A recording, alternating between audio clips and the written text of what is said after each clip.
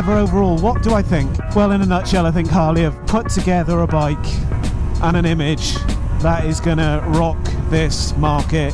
So welcome back, guys, to another test review that we're doing today, and as promised, we are now doing the review on the new Softail Fat Bob 114 with no restrictions versus what I did a couple of weeks ago with the guys at Harley Davidson UK.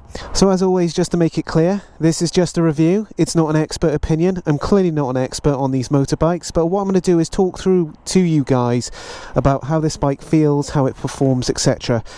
The one thing to bear in mind is that this bike has currently done 12 miles, so there's got to be a little bit of sensibility around the handling. If I push it too hard, we all know what happens when you've got new tyres on. Just looking up at the heavens in true British style, it is now starting to rain. Oh, good grief. New bike, new tyres, and it's raining. Sounds perfect for a test review. Okay, so what we're going to do is take a listen to the bike. Obviously it's got a stock exhaust system. Clearly you can change it, but let's listen and hear what this thing sounds like. So let's pop it open. When that started up, it sounded quite nice actually.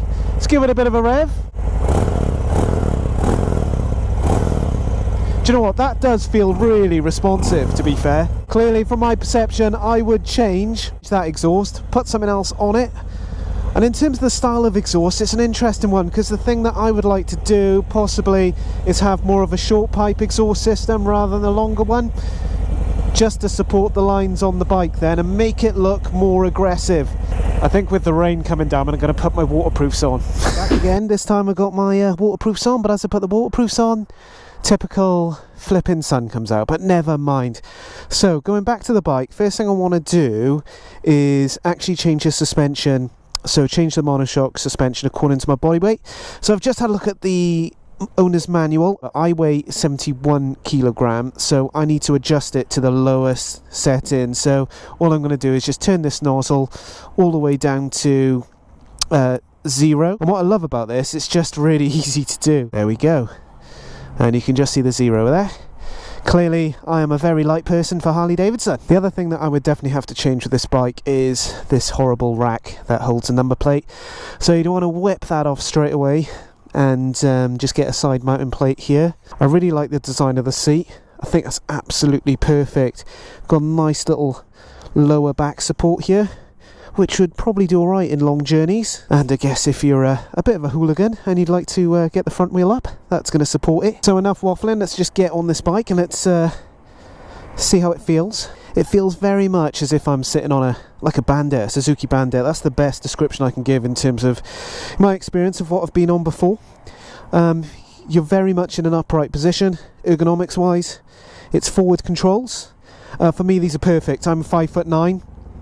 And that's the right stretch for me. I can tell this would be relatively comfy. However, I would guesstimate that on long journeys this would be quite challenging. In terms of the controls themselves, oh, fair play to Harley, I do like this. For other bikes it's a bit of a norm, but you know, you've got that nice digital display now, the miles per hour and digital gauge, got the revometer clearly displayed. With the hand controls, obviously you've got the indicators as with all the other Harleys, self-cancelling, which is always a good one. Engine start, engine stop, horn, beep beep. So there you go. Now let's get cracking, let's get on the open road and let's see what she's about. Now as always we're going to do the Motonewbrider test review track. We're going to test handling, speed, ergonomics, and I'll be giving you that feedback. But also bear in mind guys, as I've mentioned loads of times, this bike has only done 12 miles, so I'm going to be taking it relatively easy on her. So currently in 5th gear, trailing along lovely at 45 miles an hour. As you guys know, I've adjusted the suspension on the rear, so I'm going to give you some feedback on how this feels so far. And what I can say straight away is that it's comfy. What I do like is the leg positioning. Clearly I've only been on in it for a couple of minutes, but there's just no stress at all. It's great, really, really good. Love the way the handlebars are set up. As I mentioned before in my previous run on the Fat Bob, I do feel like a little bit of a hooligan on this. It is set up in a very aggressive way, plus then on the front it's completely raw. No fairing, just that, I'm going to say it, that jappy looking headlight. Okay guys, so the first part of the test is the manoeuvrability side. So we're going to go around the roundabout. Now I know straight away as a fact the lean angle is far greater than it was on the other Fat Bob. The Dyna Fat Bob, remember the Dyna guys? Oh, hello police. But yeah, it feels really good. It is such a great bike to chuck around, you can just tell already. Okay team, coming into the national speed limit, currently at 30 miles an hour in third, 2000 RPM, so let's just give it a bit of throttle, let's see how she feels.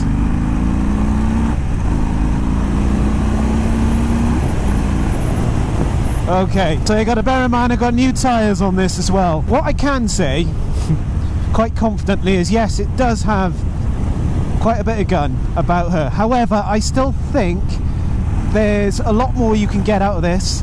So I'll just give you a quick example which really shocked me. If you're new to my channel, you perhaps wouldn't have seen that I had my bike dyno tested. So my Lowrider S basically jumped from a standard 80 to 84 brake horsepower up to 98 brake with the change of a stage 1 exhaust system.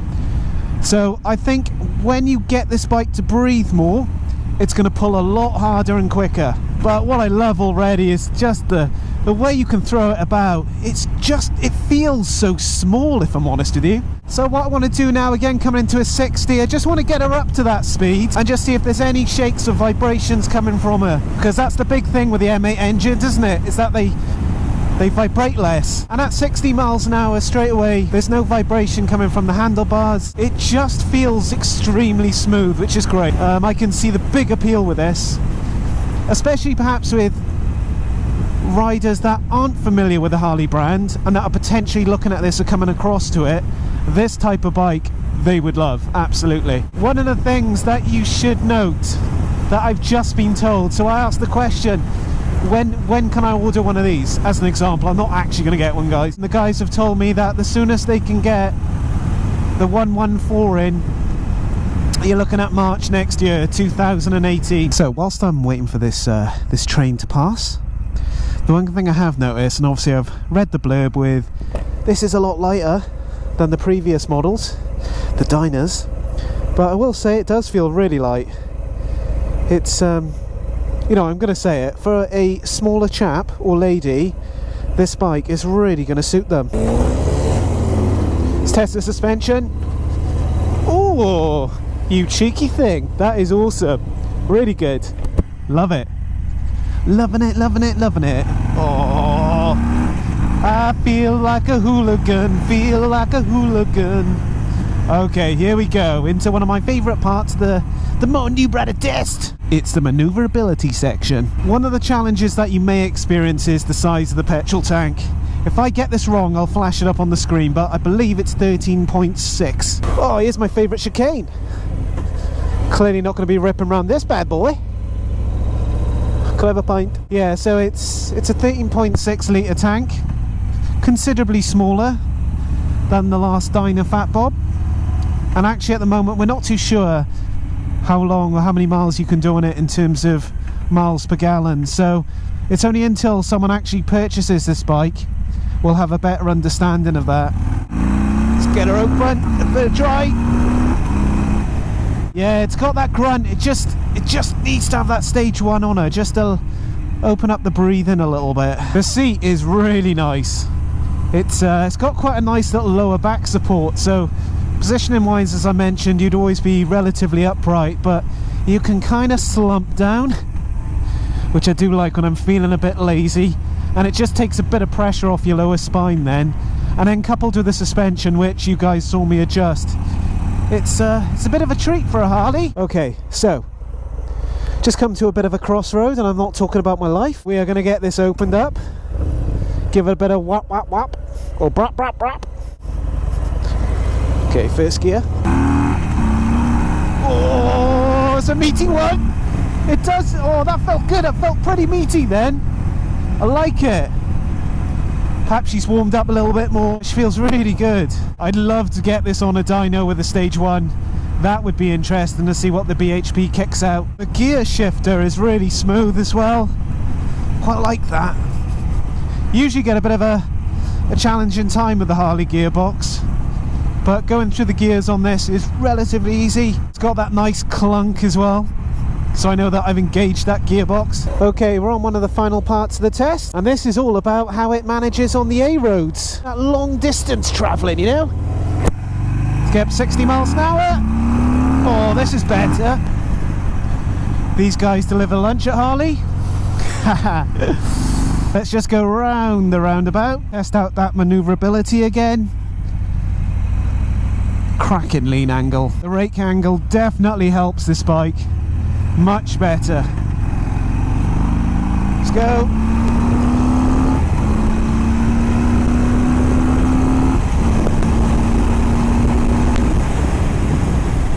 Really picks up the speed. Very good. I am impressed.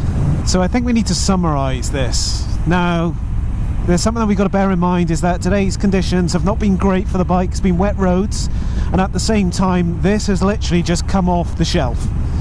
So we're battling against having totally brand new tyres on, and at the same time we've got a brand new engine that needs to be worn in more. For me, I would buy this bike if I didn't have the Lowrider S, or if that wasn't around.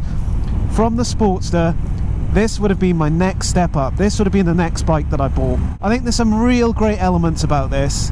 What I love, for me, and I'm going to talk about what I love about this bike, it kind of mixes in a bit of the Jap world with Harley Davidson.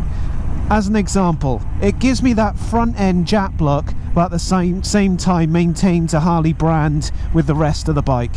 I think that's great, and it's not about Harley losing its image or coming away. It's about them trying something different and seeing if they can entice other people into the market, which clearly, guys, clearly they are. Because if I go back to what I said earlier, you cannot buy this bike, or you can buy this bike, but you cannot get this bike until next year. And this bike has only been out officially from tomorrow for 1 day. Officially, when people can jump on it and start riding it. That just shows you how popular this bike is, and people haven't even been on it yet on most of the UK market. I'm a big fan of the gadgets as well. Yes, don't get me wrong, you look at other bikes, they've had USB ports on those types of brands for ages. Yeah, completely get it, blah blah blah, but I do like the fact it's got a USB port on. I love the fact that you've got that mono shock that is just so easy to adjust. That is absolutely fantastic. I love the LED headlight. I think it's a much better improvement. One of my biggest gripes with stock Harley Davidsons is that, as an example, I've got to buy a daymaker. I've got to change the headlight to make it, from my perspective, better and safer when I'm riding in the dark. Absolutely ridiculous. But with these new models, they're up in their game, and I completely recognise that. I think the ergonomics of the bike are absolutely brilliant as well. The seat works very well. It's extremely comfy. The forward controls, for me, I'm 5'9", absolutely spot on. I think the engine's really good. I think it'll give you a lot more gun in it, as I mentioned, once the engine's broken in, and at the same time, if you put a stage 1 on it and just get it to breathe a little bit more, and you'll get that increase in brake horsepower and torque. Woohoo! Don't get me wrong, this is still a fun engine in stock level. You know, in terms of manoeuvrability, this thing, you know, it's ridiculous. I just feel like I'm on a Street Fighter bike. It's brill. So easy to manoeuvre around. To summarise, this bike is going to be your hooligan bike. That's the best way I can describe it to you. You can be naughty on it, you can ride it normally. It's just going to be a lot of fun. What am I not a fan of? And I think for me personally, it's very simple. I just do not think, with the way the bike's set up, the ergonomics, with you sitting more upright, it's going to be suited for a long distance ride. That's what I feel at this moment in time. But I don't think that's going to take anything away from it. I think the only other thing you need to add is get that ugly thing off the back, that guard, and get a side number plate on it for the European market, and you know, that's pretty much done. I think the only other thing from an aesthetic position is just how far that rear fender is, the distance from the rear wheel. It's a bit of a gap there. For me personally, I prefer more of my wheel to be tight to that fender. So yeah, that is my summary of the bike. It's great, guys. It's really good. It's really exciting for Harley Davidson, and I think it's just going to inject a bit of fresh blood into the brand, if I'm honest. As always, guys, thank you so much for coming on this journey with me. As I mentioned from the start, I am not an expert, clearly. I'm just a dude that loves riding the Harley Davidson brand and just likes to give you, oh, get my English language sorted. I just enjoy giving you guys feedback on my experience riding these bikes. But as always, if you like the vlog, slap that like button, much appreciated. Make sure you subscribe to my journey. And as always, take it easy, keep those bikes upright. All the best. Motonewbrider.